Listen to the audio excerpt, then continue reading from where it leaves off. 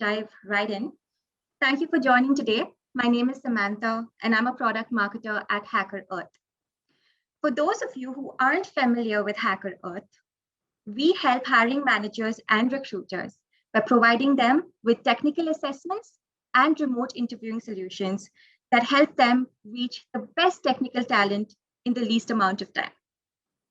We help assess, interview, and upskill talent like never before, all under one roof, so that your entire developer lifecycle management, right from pre-hire to post-hire, can be managed through Hackerearth.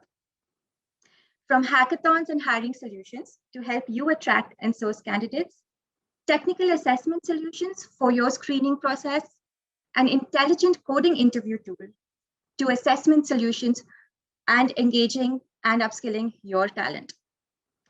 We are truly the tech behind building great teams, and we're here to make you informed and make informed hiring decisions based on nothing but skills, data, and analytics.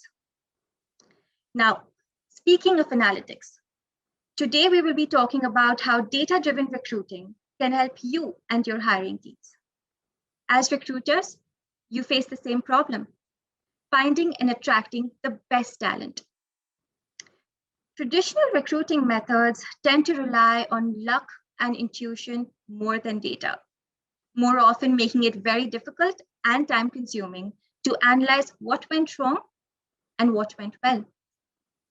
Not knowing what the reasons are for not finding or attracting or hiring the right people makes it almost impossible to fix and improve that process. For those of you who are still wondering how data can actually be a game changer, here's some food for thought. If you had data available that proved that referred candidates are far more easier to hire in the shortest amount of time, and that they're also fastest to onboard, and that they also stay longest with your company, would you still waste your money and time on job boards, job promotions, or would you simply improve your employee referral program? And that is exactly why data in recruiting can help you make better and more informed decisions, and also improve your productivity and success. But here's a golden question. How do you get started? When you are faced with mountains of data out there, what metrics should you actually focus on? We'll talk more about this in detail.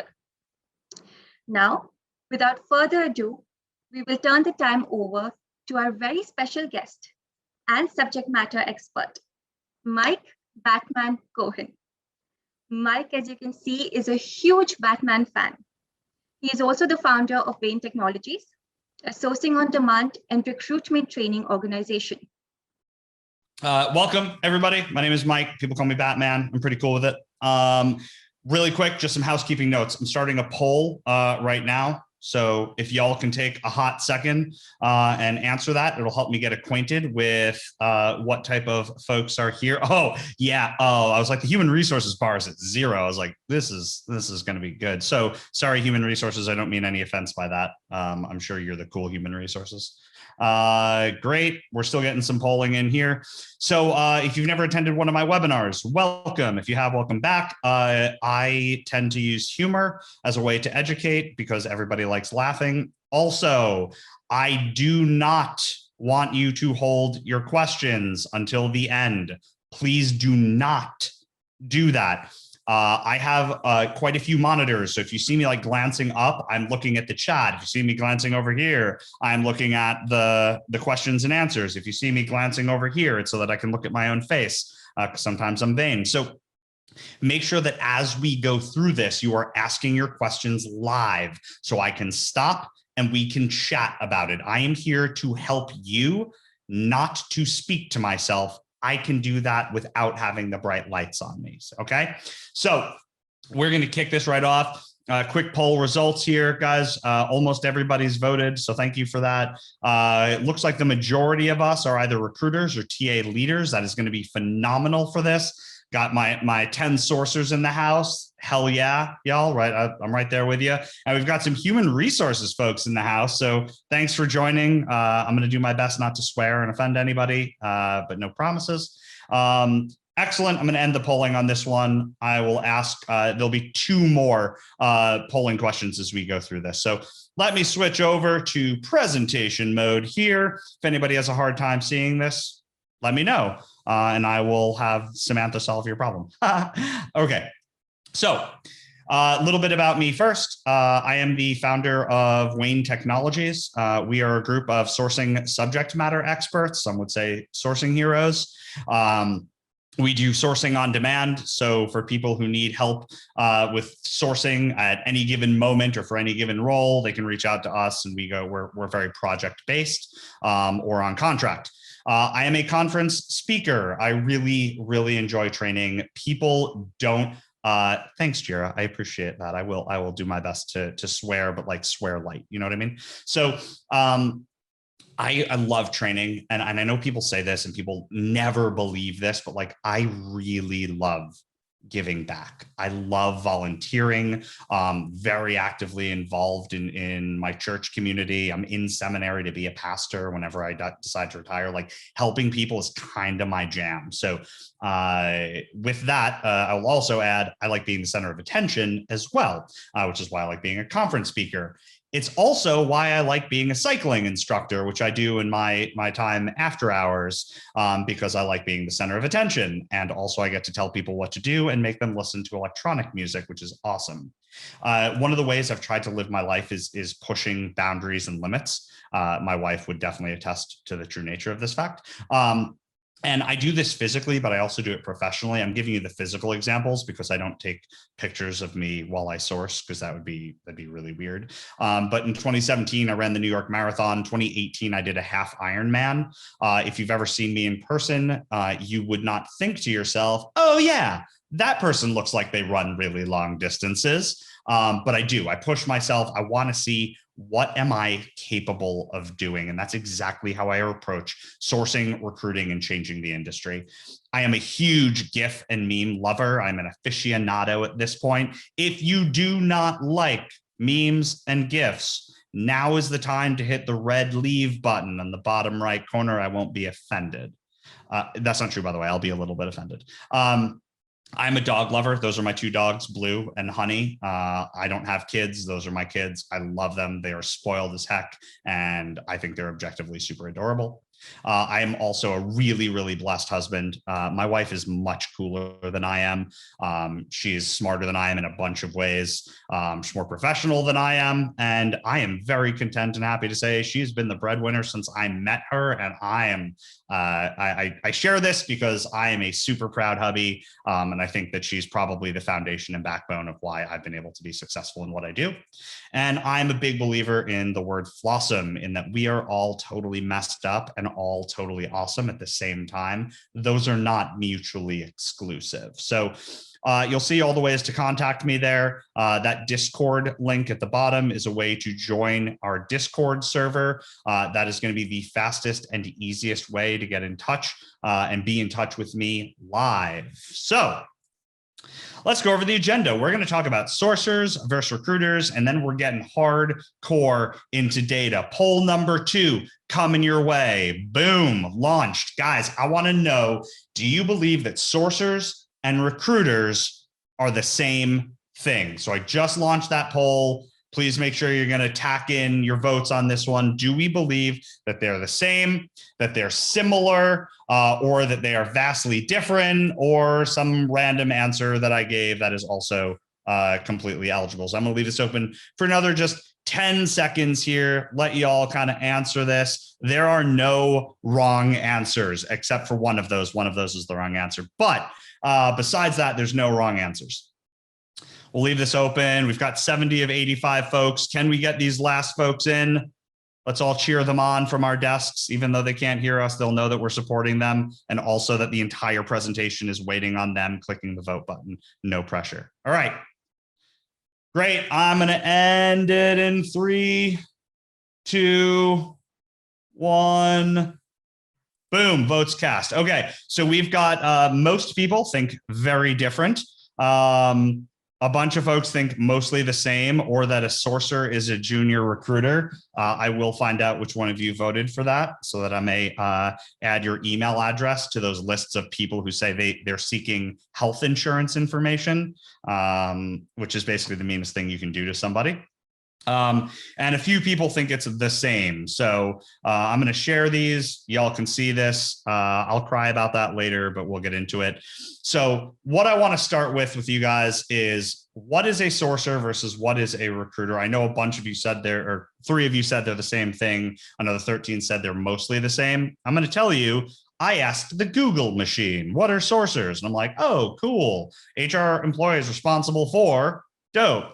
Recruiters are shady and trash are the top 2. So I'm not going to go there the same thing for sure, but on a serious note, right?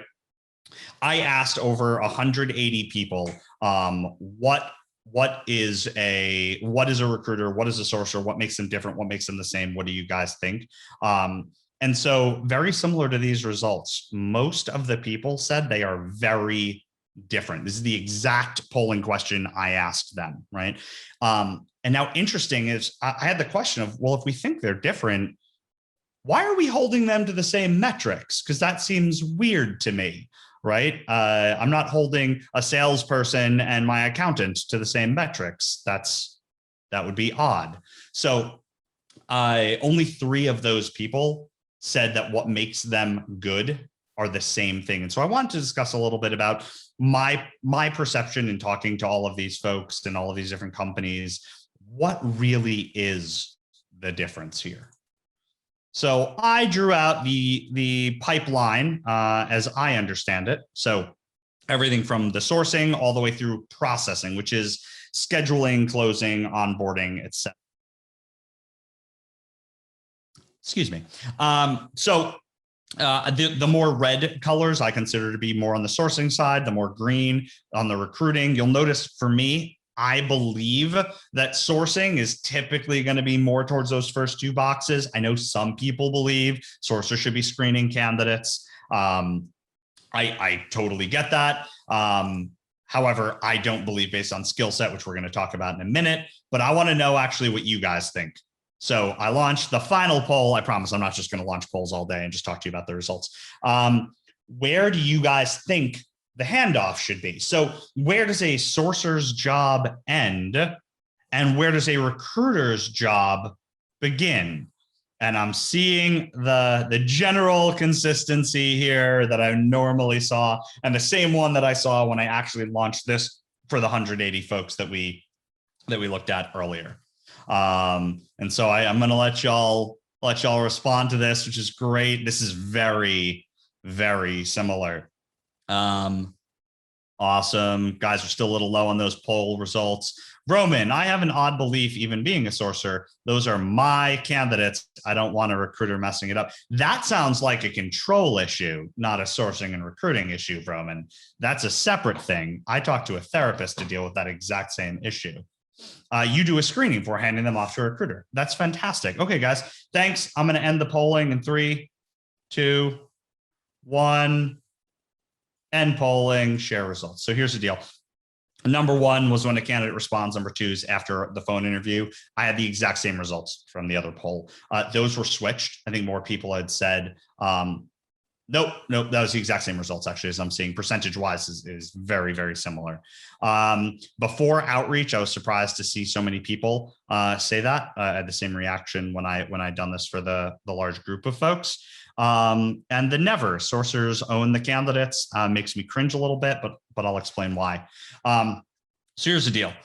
First off, let's stop talking about the recruiting funnel.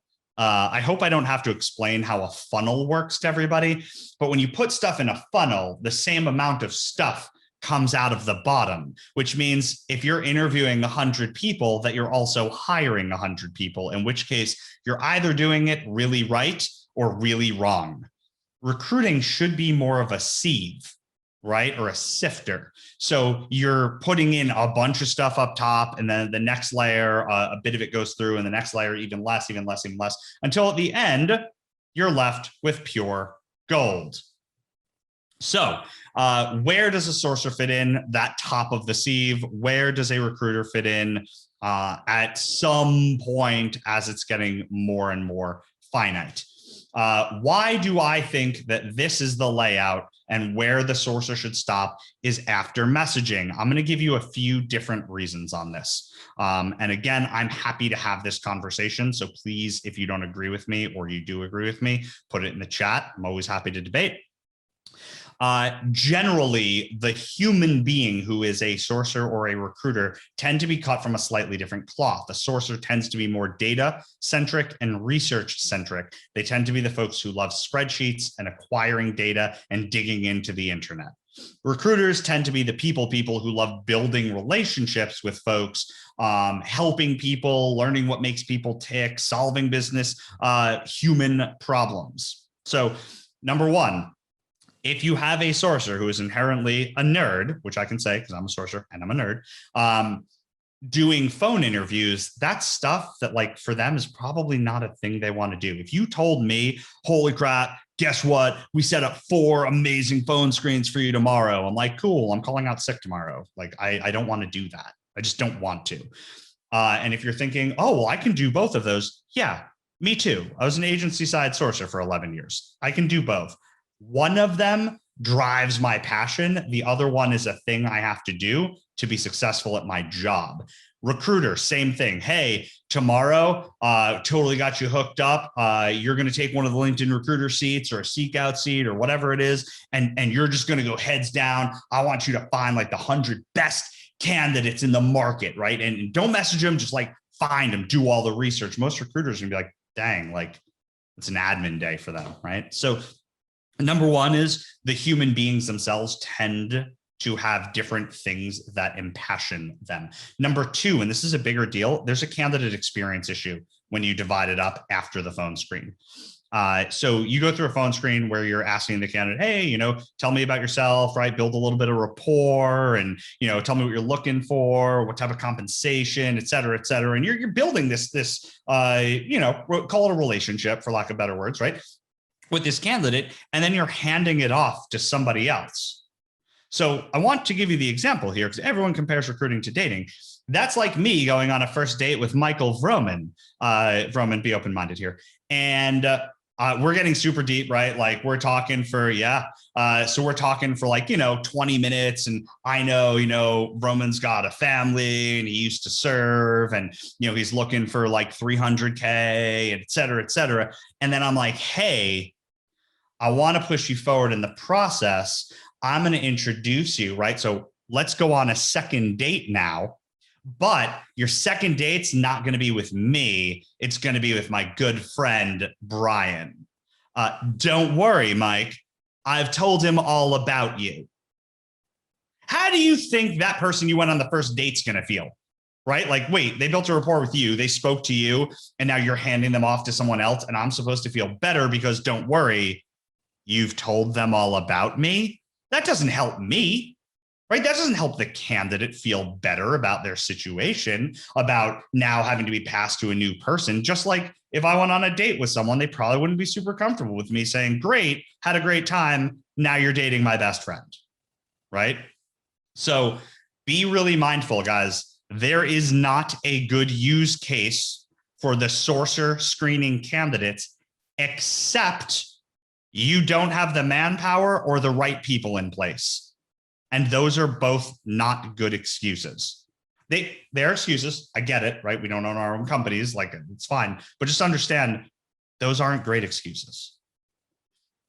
So let's actually talk about metrics versus KPIs versus goals. So here's an interesting one, and hopefully the title of the slide gives us away. Can we just put in the chat real quick, like, whether KPIs and metrics are the same or different? You just type same or different. If you want to be like a total millennial about it, you can type S or D, right? Because you want to be like, yeah, different. Yeah, right. Yeah, thanks, Sophia. That rocks. Okay, cool. So, Roman, good call. If the slide title didn't give it away, hopefully everyone else answering different did give it away. So they are different, guys. They actually are used for different things. I didn't really know this until like 3 months ago when I started doing my research for this presentation. I just thought they were different words for the same thing. And depending on who I was talking to, depending on which one I used, depending on how smart I wanted to sound, right? Like, oh, and what are the KPIs for that? Okay, right? Because sometimes I do dumb stuff. So I think a goal, we completely understand what this is, right? Like, this is the thing that we want to achieve. At the end of the day, this is where we want to go. A KPI, however, is a strategic indicator of how we're doing towards that goal. How far along are we? Are we on track to hit that goal? I compare it to a heart rate monitor, right? If you're in a hospital, and I assume that we're all doctors in our own minds, which is great. So you're looking at a patient and you're trying to diagnose what's wrong, and all of a sudden they flatline. That doesn't tell you anything except, holy shit, this is bad. We know that. That's bad news. It doesn't actually tell you what's wrong with the person. It just tells you their heart has stopped, not what caused it, right? So it's a great indicator of like, hey, how are we looking towards achieving our goal? Now, a metric is the tactical piece, the actual work. How are we doing? What are we doing to achieve those KPIs, right? What is actually causing that KPI to be what it is? Here is where there's massive issue in the market. Most people hold themselves or their recruiting team to KPIs, not metrics. And I'm telling you, that is wrong. It is the wrong way to approach this business. There's a reason that metric is indented. It's to catch your eye here, because a metric is what we hold ourselves into teams to.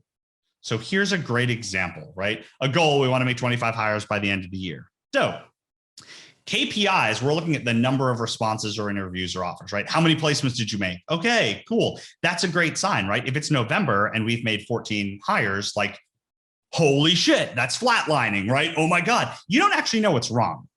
You don't know why you only have 14 hires in November, but you know that shit's bad.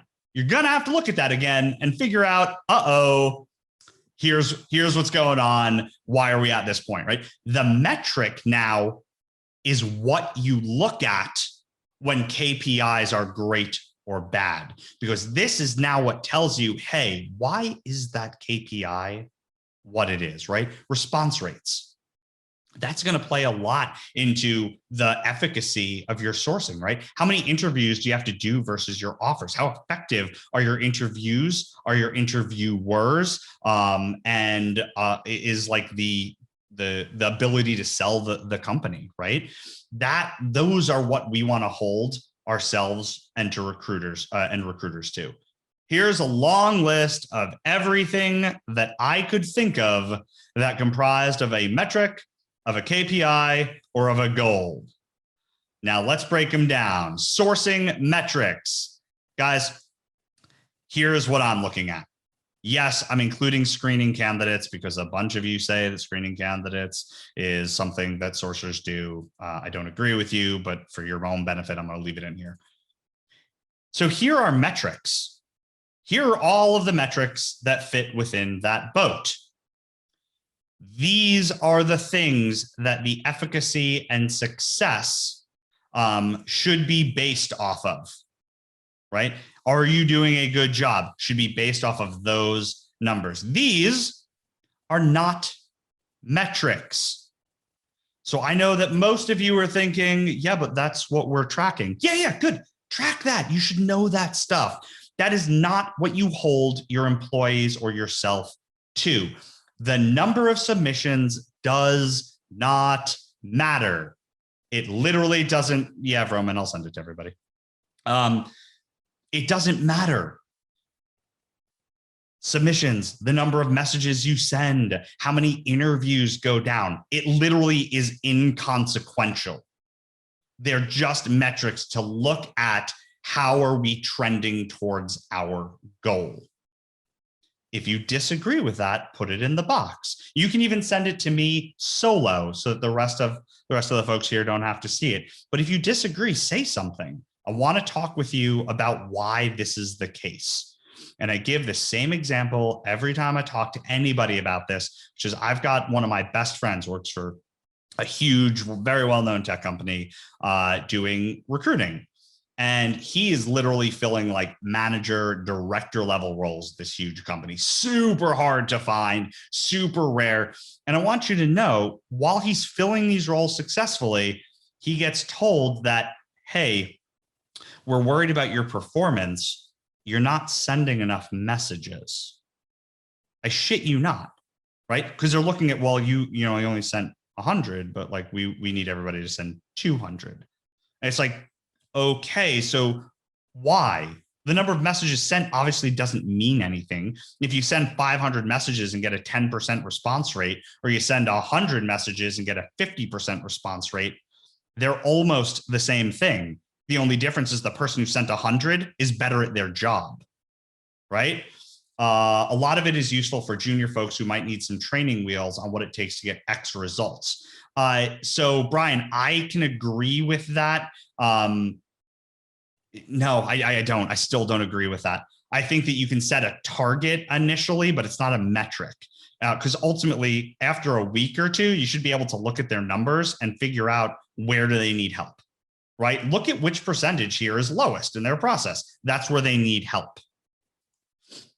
And so, but to your point, Brian, right? Day one, day two, week one, week two, like what should they be doing? Because if you ever do like personal training or fitness or anything, and someone says, run as far as you can, right? Like right now, I'd be like, okay, cool. I can make it 5 miles, maybe 5.5 miles before I crapped out.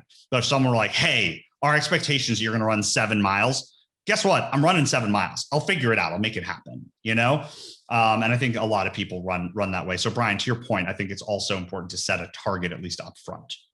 So recruiting, we're going to focus on just these 3 areas. Yes, I get some recruiters do messaging. I've already talked to you about why I don't think that makes sense. So let's go over here, all of the metrics that we can look at to hold recruiters accountable. The only thing that should have an asterisk next to it here is time to hire. Time to hire is one of those tricky metrics because more often than not, it's not within the control of the recruiter to be held to. However, it is an important metric still that I would use as a gauge of their efficacy. These, again, are the exact same numbers. They are not metrics. They do not matter.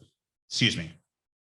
They do not matter in reference to holding a recruiter accountable as part of their "are you being successful in this job" metric. The left side does.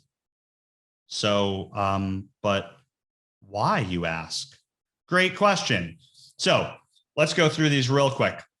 I'm going to open them all up, and then I'm just going to explain to you why they're important. So profiles viewed and message, searches run per search are going to tell you the efficacy of your sourcing.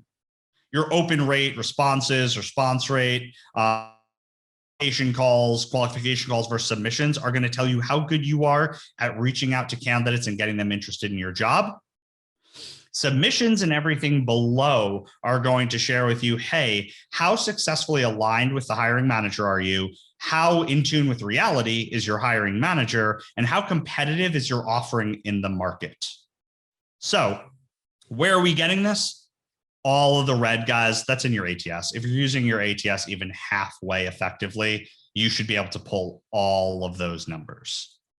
These are done with email automation. So if you're using an email automation tool or a CRM, that's where you're going to pull all of that data from. It should be done automatically.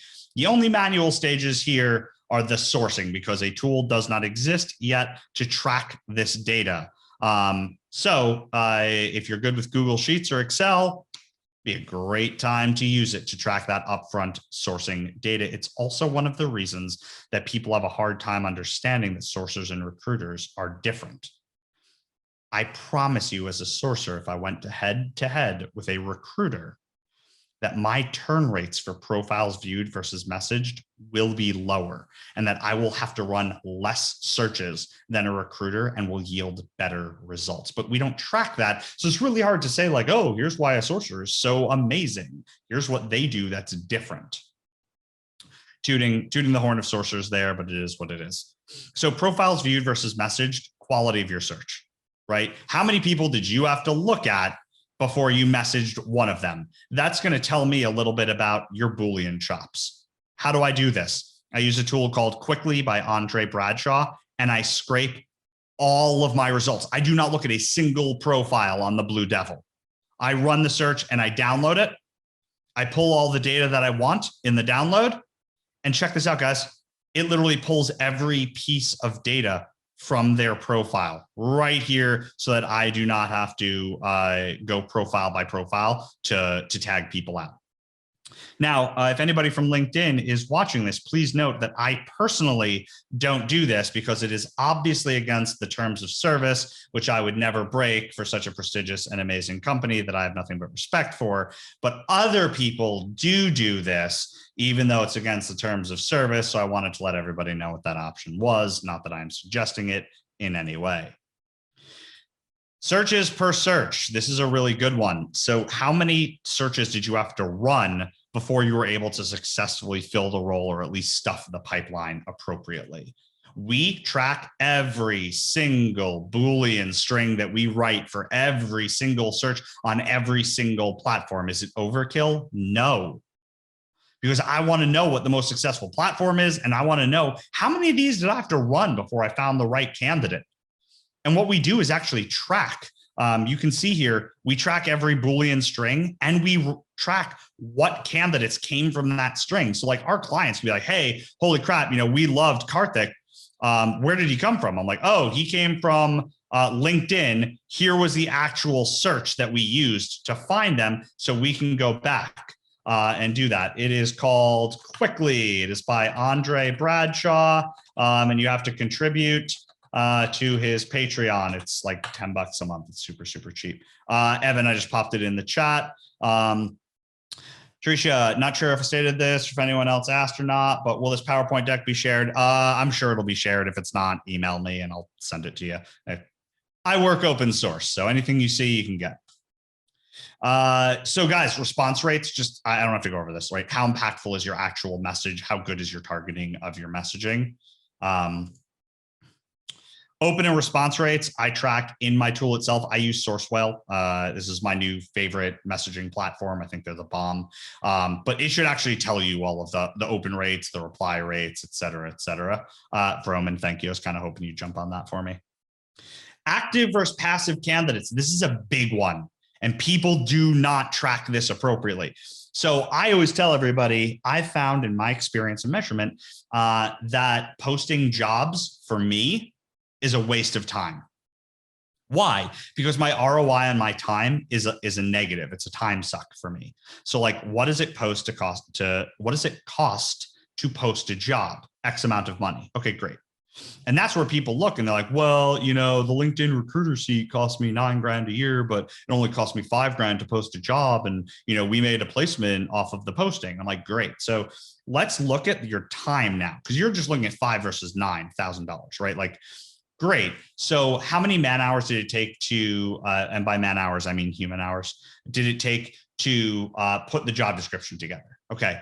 And now how many hours did it take to deal with all of the inbound resumes that were coming in and you responding to all of them because you want a good candidate experience and updating your notes in the ATS? Because now your $5,000 job post is looking more like $15,000 or $20,000, right? But people don't track that. They just look at like what it costs to post a job and to get it filled. Also, if you're telling me that 75%, let's say 50% of your placements are filled with candidates who apply for the job and 50% are filled with you going out and sourcing and finding them, cool, that's a great statistic.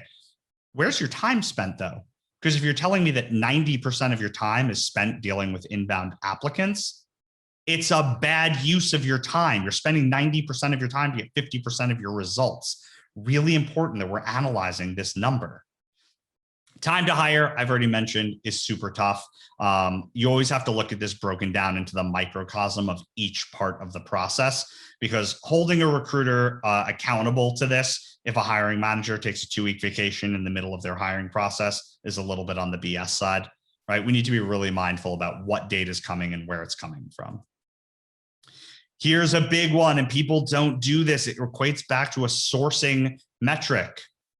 Are you tracking which candidates are not the right fit?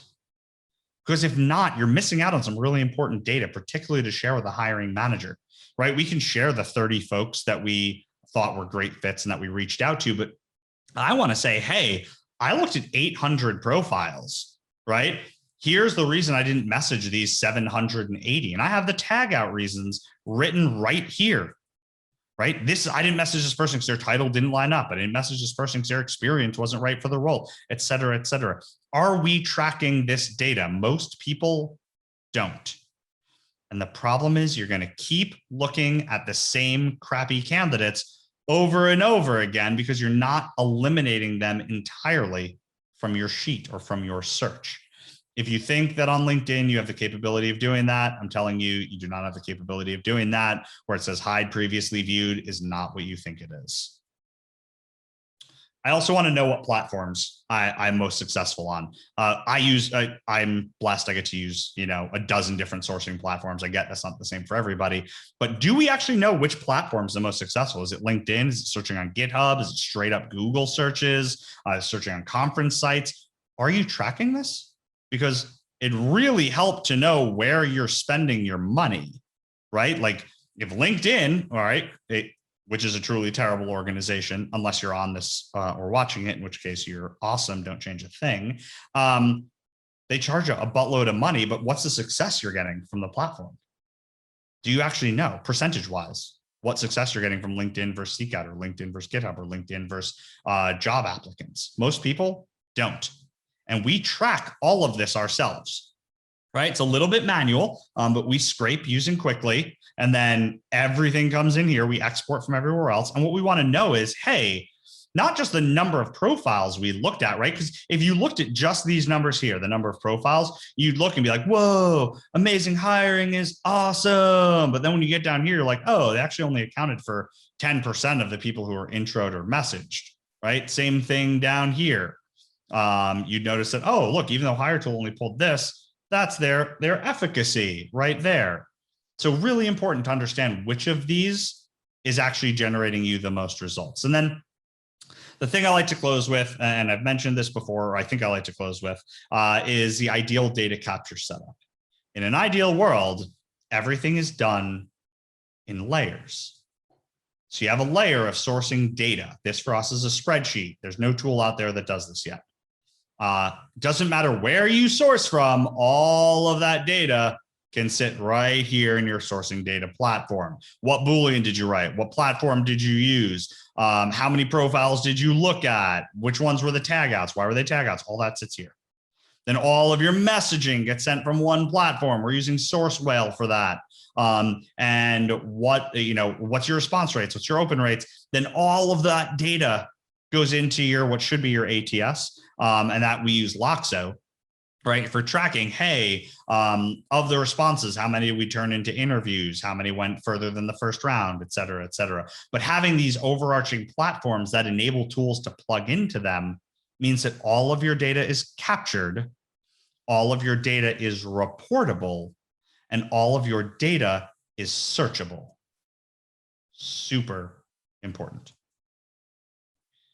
This is literally what our sourcing data platform looks like. We built this out ourselves to encompass every single thing that we could possibly want to see on a candidate.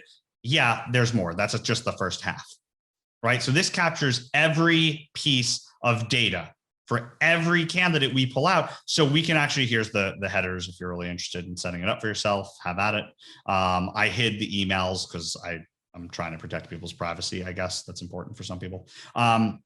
And so we track all this data. We pull from every site we work on and we put it all in this spreadsheet. Do you know how much easier it is to look at 400 profiles, sort them by how long they've been at their company, and eliminate everybody who's been there less than 6 months? How do I collate this? Surrender, great question. So what I do for all the, so for Seek Out, Chatterworks, Hire Tool, Amazing Hiring, Human Predictions, Hiring Solved. I'm sure there's a couple I'm missing and I'm really, really sorry, guys, that we use. You can export right from their system, and we just normalize the data by moving the columns around. For LinkedIn, we use Quickly to pull all of the data. So that way, all of our data now is outside of whatever platform we found it in. Does the domain of Quickly, in order to go to Quickly, if you look up just two posts from where you are, Sagi, you'll see Michael Vroman posted a Patreon. You go and contribute to Andre's Patreon, and then you get access to the tool. He is an absolutely amazing human. It is super inexpensive, like super inexpensive. So definitely go check that out. Hopefully, Surrender, that helped answer your question. On the messaging data platform, you should be able to track all of your replies, how many people opened, your reply rates. Sourcewell does a really great job of tracking this data and making it really visually appealing for me and for my team. And then for everything interviewing and beyond, we use Loxo, and they make it relatively simple to kind of customize the platform to see what you want to see when you're looking at their profile, to generate custom stages as you're going through, so that way it can appear however it is you want it to appear, and to actually give you the reports you need on things like conversion rates as you're going through. So final thought, I always like to tell a personal story. So here you go. It's a personal story. The way that I think about data and metrics and KPIs, it's not always this super fun, awesome journey that feels really good. You get all your data and you learn. It's like reading Rainbow and Magic School Bus. It's not like that. Also, if you don't get those references, probably weren't an 80s baby, and that's okay. I forgive you. So acquiring data and becoming metrics driven is really tough. It's tough. I'm not going to BS you. I'm not going to tell you like, oh, you'll jump right into it. It'll be awesome. It's uncomfortable because too often we're focused on, hey, are you working and how hard are you working? We're not really focused on how good of a job are you doing? How are you doing at this job? And so this is a true story, which you'll see. My wife and I moved from New York down to Texas because that's where her family is. And we have this huge walk-in closet. I'm talking huge. It's a huge U. I couldn't even capture it all because it's a U. And I gave my wife the entire closet to use because I'm not stupid. And our dogs, which you saw in the beginning, Blue and Honey, when they get pissed at her, would go into the closet and pee on the carpet. And so my wife said, hey, I really want to rip up the carpet in here. What do you think, it would cost to have someone come in and like stain the concrete and stuff? And I said, hey, I'll do that myself. Now, here's the thing. I've never changed a car tire. I've never built a piece of furniture from IKEA, and I'm in my 30s and my parents still don't trust me with power tools. So like, I'm not that guy. However, my wife, being super supportive and awesome, if you recall, I mentioned earlier, said, okay, yeah, I bet you could do that. And so I decided to watch a bunch of YouTube videos and learn how to rip up carpet and how to stain concrete. What would have cost us under $2,000 to do with a contractor and taken about a weekend wound up costing me almost double that and took 4 weeks to get through. I wound up having to acid etch the floor, and then I used too much. We had to sleep outside of the house. It was so bad. And I didn't realize I didn't have to sand the floor. I just had to wipe it with a rag. Like so many things I just messed up and were so bad and had just such a negative impact on what I was doing. And it took forever. And I was annoyed. And I was like, should have just paid somebody. This was freaking stupid. What was I thinking? But then when I was done, I had her come in and I said, hey, what do you think? And lo and behold, she was like, holy crap. She doesn't actually say holy crap. She doesn't really swear. She said, oh my God, this is amazing. This is exactly what I wanted, right? And I got a big old hug and a smooch. And I was like, that's incredible, right? So lo and behold, 6 months later, she said, hey, I'd like to rip up the carpet in my office and stain the floor. And I said, okay. And this time it took 2 weeks and took way less money, right? It actually cost less than it would have to have somebody come do this. And so I decided 3 months later, hey, you know what? I want to do my office. And lo and behold, my office took 1 week, minimal expense. And so do I share this just to show off my awesome office? Yes, but also because it's important to note that, guys, it's not easy. The road to get to the data and to acquire what you need to be successful is uncomfortable. You're going to go through the pain of growth and learning, trial and error, and you're going to think, this was so stupid. Why am I doing this? The old way worked, but it doesn't. Get comfortable being uncomfortable.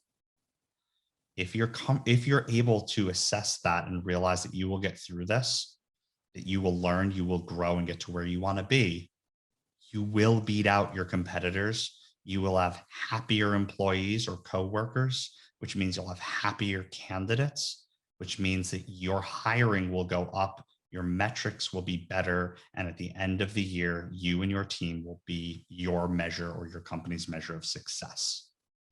So, questions, thoughts, opinions. What do we have? Anything for me? No, we're good. That was it. Just time over. Clap out. We're done. We're done here. You mentioned taking you on a date earlier. When are we doing that? Whenever you come down to Houston, baby. We got Whataburgers out the wazoo down here. Cynthia, I think Hackerearth is actually really good about providing recordings and stuff. It's Source Whale. They are an email automation tool. Similar to, let's say, like a Gem or a Lemlist or an Interseller. They're my tool of choice as of now. Connect with me afterwards. I'll gladly kind of walk you through what I love about them. Thanks, Roman. I need to have you on all my webinars. Thanks, guys. If there's nothing else, I'm going to turn it back to which platform have you seen the best response on? That's not a fair question, unfortunately, because it determines on a few things. Who is writing the message? What type of candidates? Geographically, what location are they going to? And what's their preferred language of choice? And then you look at things like deliverability, right? So we've had the best deliverability with Interseller and Source Whale. We've had the best customizability with Lemlist and Source Whale. We've had the best tracking and reporting with Gem and Source Whale. So as you can see, we use Source Whale. My executive team is overly fixated on time to fill. What metric is a good alternative? Anything that has a percentage sign after it, Mary. The problem with time to fill, and I would ask them like, hey, why is this an important metric? A KPI, sure, but why is this an important metric? Well, the longer we keep the jobs open, the more money we lose. Right. So what's hindering the time to fill them? Well, I don't know. Okay, great. So why are you focused on that? Let's focus on the thing that's causing the problem, not the problem, right? That's like getting a huge gash in your leg and you're like, oh, I know what to do. I'll put a Band-Aid on it. Like, no. The problem's not like the bleeding. It's the huge gash in the leg. Solve the problem. I know I'm not a fan of LinkedIn, but what would be the best way to see postings regarding your future webinars? LinkedIn. Also connect with me on Facebook, join my Discord group, keep in touch. Eileen, everybody else, I mean this, reach out to me. I like helping and training. So just ping me, set up some time to chat. I'll invite you to the server. We can chat in real time. Please, guys, make use of me and my time. I love this stuff. Any suggestions on messaging for initial outreach? Autumn, I do actually an entire presentation on this. Ping me, I can send you some slides, I can send you some data, we can have a quick chat about it. The short answer to your question is yes, I have tons of suggestions and opinions. Contact info, here, I'll make it bigger really quick. Boop. Contact info, Batman@Wayne-Technologies, and any social site, just throw a /Batman Recruiter on it. That's where I am. You need too hard of a question to answer. There's no best ATS for everybody, completely dependent on size of company, what you recruit for, your current process, what your current tooling looks like, how technical your folks are, what reports you need to run, what you need encompassed by your ATS. My favorite is Loxo, but that's my personal favorite. I think is the best for what I do. When are we going scuba diving? Tony, I miss you so much. Great question. I'm going scuba diving in 1 month for my wife's 40th birthday. We're going down to Mexico. We both have the vaccine, so we're going to go scuba diving in the Riviera Maya. If you want to meet us, come on down. It'd be pretty weird because it's my wife's birthday, but like, figure it out. I'm going to pass it off to the amazing Samantha and the Hackerearth team. Mike, thank you so much. That was an excellent session and a very, very entertaining one. I'm sure, the chat speaks for itself. So I'm sure our audience got some really great actionable insights to take away. To answer one of the questions that came in earlier, yes, we will send you a recording of this session in about 24 to 48 hours. With that, I'd like to conclude. Mike, is there anything else you wanted to cover before we finally wrap up? Yeah, one second here. I want to make sure I can answer a question I was just asked. Seeing if I can pull up my steps from yesterday. I think I usually am averaging, I don't know why this is a random question, Srinivasa, but I think I'm averaging somewhere around 10,000 a day. But I'm really sedentary and I live in Houston, so I don't walk anywhere, but I do work out twice a day. So that's where I'm getting most of my steps. It was a question. Listen, you can ask me anything. I'm going to answer it. So that's it. Guys, go out and be good humans. You are representing not just yourself and your company, you're representing the industry as a whole. So please remember that in what you do. Pay it forward, be a good human, and please reach out. I'm here to help you.